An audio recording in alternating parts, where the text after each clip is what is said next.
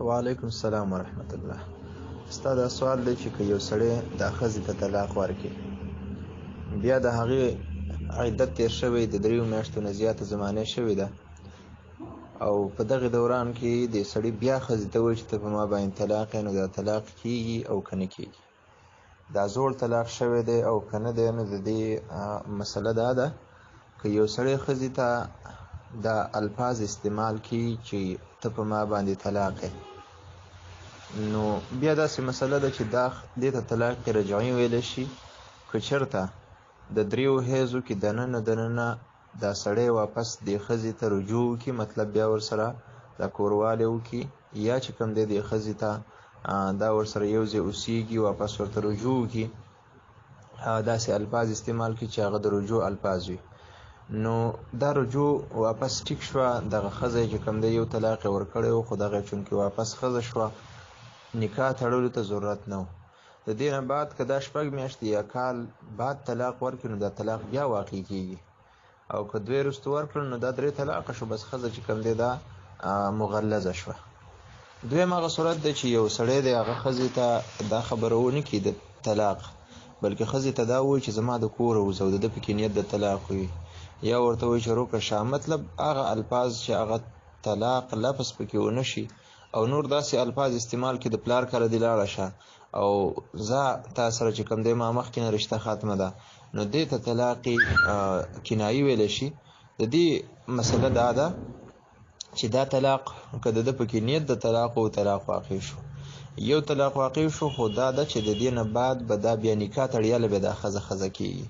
که نکاح تر څو پورې نه ده تړلې، نو دا د ده ښځه نه ده، بلکې بیا ورته چې کوم دی دا نکاح چې کوم دی دا ختمه شوې ده. لہذا که د دې نه 6 میاشتې بعد، 3 میاشتې بعد، 2 میاشتې بعد دا سړی دا بیا طلاق ورکړي، نو دا طلاق نه واقعېږي تر څو پورې چې نکاح نه یې تړلي. که نکاح وتړي او د هغې نه بعد بیا طلاق ورکړي، نو بیا به طلاق واقع کېږي. لہذا چونکې دلته تا خو دا کومه مسله چې ویله، هغه دې دا ووایي چې یو سړی ښځې ته طلاق ورکړي، مطلب طلاق لفظ پکې یاد کړي، نو بیا 2 صورته کېدلی شي، یا به دا ښځه چې کوم دی پلار کره تلي، او بس ده به ورته د سره بیا چې کوم دی رجوع نه کړي، مطلب دا ټلیفون به پسې نه کړی چې راځه، او یا هلته به وي او 6 میاشتې بعد ورپسې چې کوم دی دا طلاق ورلېږلي دي نور، نو دغه طلاق نه دی واقع شوی ده نور، ځکه چې هغه باینه شوې ده 3 بیمارو نه بعد، مطلب د 3 حیضه نه بعد. او دویم هغه صورت دی چې طلاق به ورکړي وي چې ته په ما باندې طلاق یو ځل ورته ویلی دي، خو دا ښځه به د دې خاوند کره اوسېدله، او دې خاوند کېدای شي ورته بیا مطلب په دغې دوران کې رجوع کړي د پخلي سره، داسې الفاظ استعمال کړي دي چې هغه په رجوع دلالت کوي، یا چې کوم دی رجوع ورته کړي ده په کوروالي سره، نو بیا که د دې نه بعد طلاق ورکړي، نو طلاق واقع دي. وعلیکم السلام. وعلیکم السلام ورحمت الله. محترمو، که یو زنانه سره څلور پنځه تولې سونه وي او کال برابر شي، په داسې حالت کې چې د دې سره څه ناسنغدې پیسې هم شته، دا به د دې نه زکات وباسي، اگر که دا ښځه دا کالي استعمالوي د دې د وجې نه چې یو زنانه و رسول الله مبارک ولیدله چې هغې لاس ته بنګړي اچولي وو د سرو، ورته ویل تا د دې نه زکات ورکړي دي؟ ورته ویل نه، نه مې دي ورکړي. پیغمبر علیه الصلات والسلام ورته وفرمایل چې د قیامت په ورځ به د دې نه د سرو دا چې کوم دی د اور کړۍ به دې جوړې شي، ستا دې لاس او پښو ته به در واچولی شي. هغې وی یا رسول الله دا ټول واله د الله تعالی په نوم دي، خیراتي وي، او به چې ته پې څه کوې هغه پې وکړه، د دې د وجې نه چې سبا له په ما باندې عذاب نه و. دا استعمال سره پیغمبر علیه الصلات والسلام پې دومره چې کوم دی هغه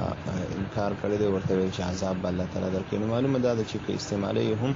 بیا به هم ته زکات وباسي. دویمه دا ده چې جزا الله محمدا و اهله، دا بس ځان له درود شریف د دې سره صلی الله علیه وسلم ویل ضروري نه دي.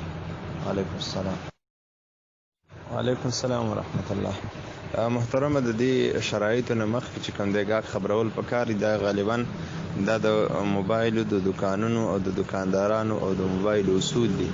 لہذا هغې مخکې نه په هغې دیوال باندې دا لیکلي وي،